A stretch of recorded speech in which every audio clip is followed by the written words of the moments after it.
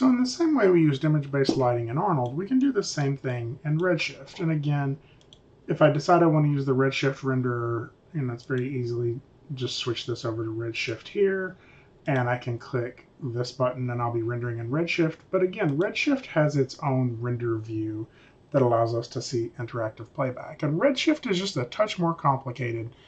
So let's look at it really quickly here. If I go to Redshift, Redshift render view, it's going to open up as well. And it has two different render options. And so if we want this interactive render, we're going to click this Start Stop IPR. And it's going to take it just a second. And you're going to see that we get a render with no image in it. And just as we did before, if we look at our alpha, now we're not really seeing anything in there. And I think that's because it may not be recognizing our materials, right? So just to test it, let's go ahead and put in an image-based lighting in here as well. I'll also mount my renderer here so I can see it a little bit better.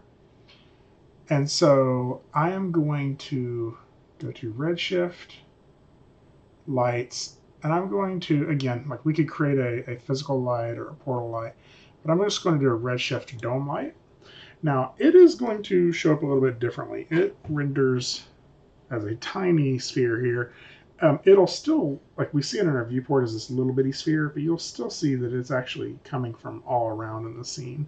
So really the size of it doesn't change anything, but if it helps any, you can make it bigger so it, so it feels like it's outside of it.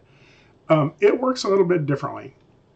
For this, instead of mapping this into the color, we're going to map our HDRI into texture.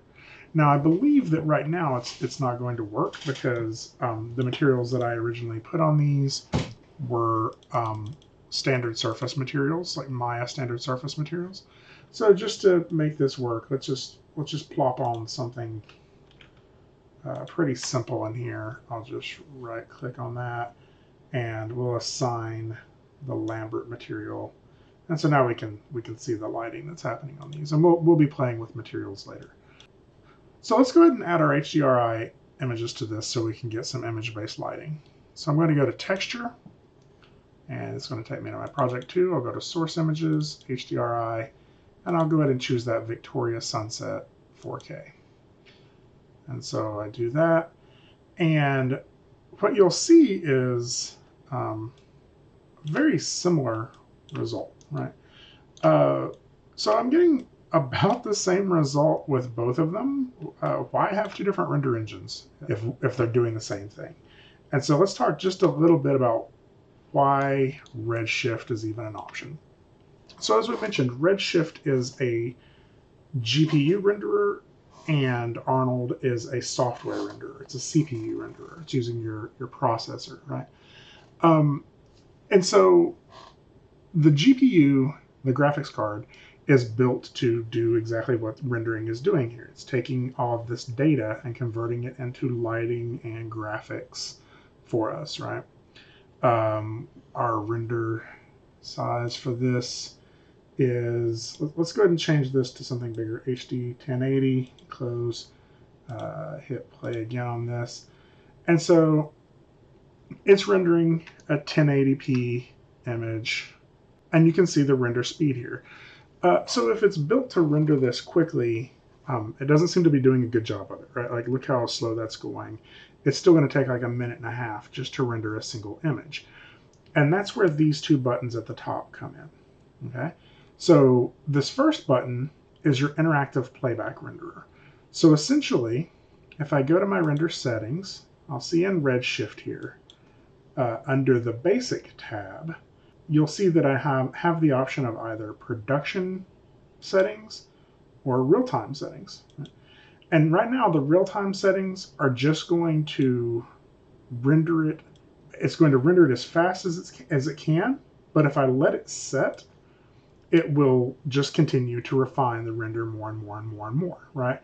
And as soon as I tumble it, it will reset and start the render again, if it doesn't crash. Yeah, there we go. It doesn't crash.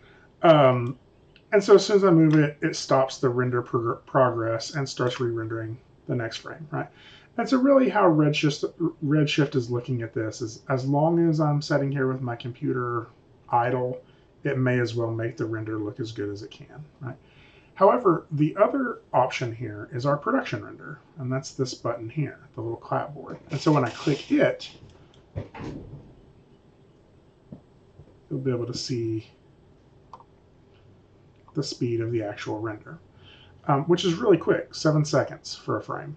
So that is one of the reasons we are using Redshift, is because a frame of Redshift can render extremely quickly.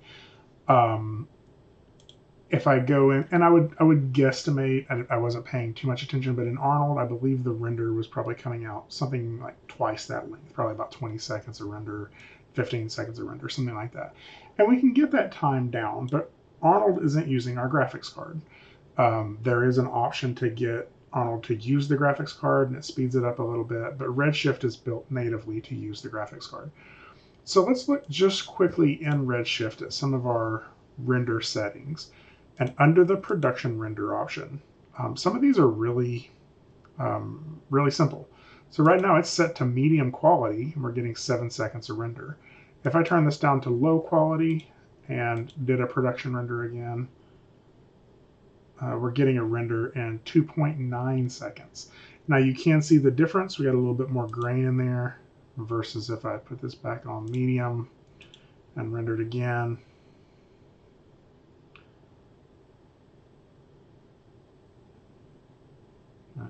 And if you wanted to take this even up to high or very high.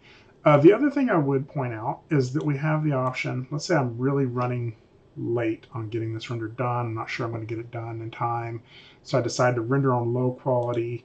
And I'm like, but it's getting this grain in here. I wish that looked a little bit better.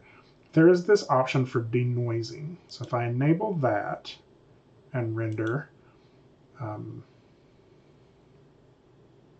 we're getting a little bit of a cleaner version of a render in 4 seconds, right? The other thing that is really nice is we can turn on stuff like motion blur, and we don't actually lose any. It doesn't really slow down the render significantly. There's additional stuff in here that we can look at if we go to the advanced settings, like a whole bunch of different options in here. But really, that's one of the nice things about Redshift is I can pretty quickly click a couple of buttons, and I'm getting a pretty high quality render pretty quickly, and it's because it's using my graphics card.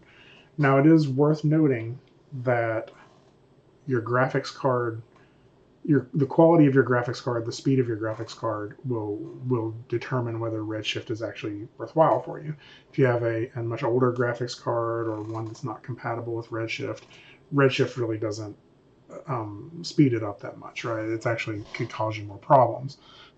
So with that said, Redshift, if it works with your graphics card and you are willing to pay the money for it, is a really great option to get a much quicker render. Redshift is also on all of the digital media computers in the labs and gives you the option to render at your desktop at a speed that is much more manageable. As a quick side note, if you do want to get rid of the background in Redshift, you can do that here as well, but it's a little bit of a different process. Where in Arnold, we have to adjust that slider for cameras. In Redshift, with the light selected, we go down to Environment, and we just have to uncheck the background. And so now we will get that same image-based lighting, we just will not get the background.